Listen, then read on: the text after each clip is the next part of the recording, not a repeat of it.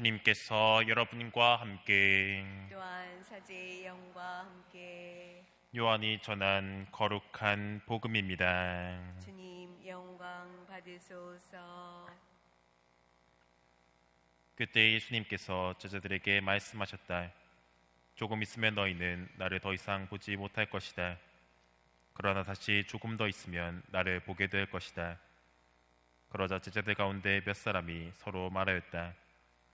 조금 있으면 너희는 나를 보지 못할 것이다. 그러나 다시 조금 더 있으면 나를 보게 될 것이다. 또 내가 아버지께 가기 때문이다 하고 우리에게 말씀하시는데 그것이 무슨 뜻일까? 그들은 또 조금 있으면이라고 말씀하시는데 그것이 무슨 뜻일까? 무슨 이야기를 하시는지 알 수가 없군 하고 말하였다. 예수님께서는 제자들이 묻고 싶어하는 것을 아시고 그들에게 이르셨다. 조금 있으면 너희는 나를 보지 못할 것이다. 그러나 다시 조금 더 있으면 나를 보게 될 것이다 하고 내가 말한 것을 가지고 서로 묻고 있느냐?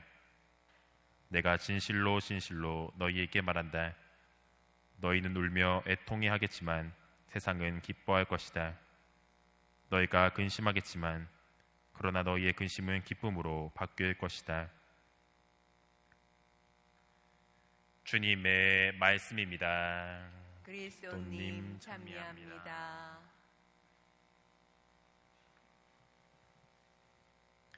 참 예수님, 예수님, 예수님께서 제자들이 근심하게 될 것이라고 말씀하십니다. 사실 예수님의 마음이 제 근심에 가득 차 계셨을 때 말입니다. 물론 제자들은 예수님의 말씀이 무슨 말씀이신지 제대로 알아듣지 못합니다. 하지만 제자들도 예수님께서 허무하게 돌아가시고 난 뒤 근심에 쌓이기 시작합니다. 하루아침에 예수님께서 돌아가셨다는 허무감, 유다인들이 제자들인 자기들도 잡아올까봐 그렇게 근심한 것입니다. 한편 예수님께서는 돌아가시고 바로 부활하시지 않습니다. 사흘 뒤에 부활하십니다. 그동안 제자들은 별의별 근심들이 생겨납니다. 이 근심하는 기간 동안 제자들은 자기들이 얼마나 나약하고 부족하며 예수님 없이는 아무것도 아닌 사람들임을 몸소 느끼게 됩니다. 하지만 이 근심은 곧 기쁨으로 바뀌게 됩니다. 이 근심이 기쁨으로 바뀌게 된 계기는 바로 부활하신 예수님입니다. 유다인들이 여전히 자기를 노리고 있을지도 모르는데도 예수님의 등장만으로도 제자들은 기뻐합니다.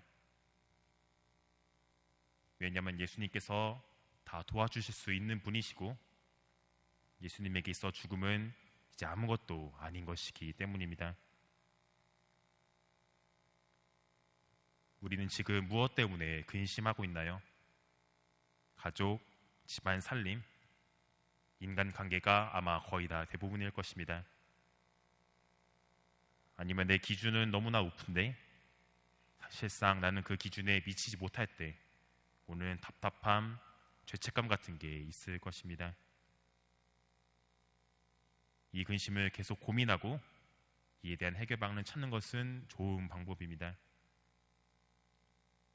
하지만 진정으로 근심이 기쁨으로 바뀌는 체험을 하고자 하신다면 부활하신 예수님께서 내 곁에 계셔야 합니다.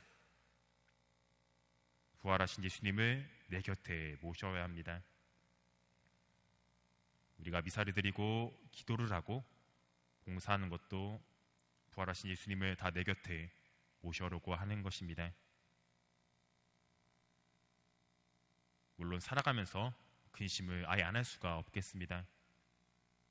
다만 이런 상황 내에서 내가 부활하신 예수님께 의지하는지 하지 않는지가 중요하겠습니다. 오늘 하루 내 근심과 걱정을 부활하신 예수님께 온전히 맡겨드리면 좋겠습니다.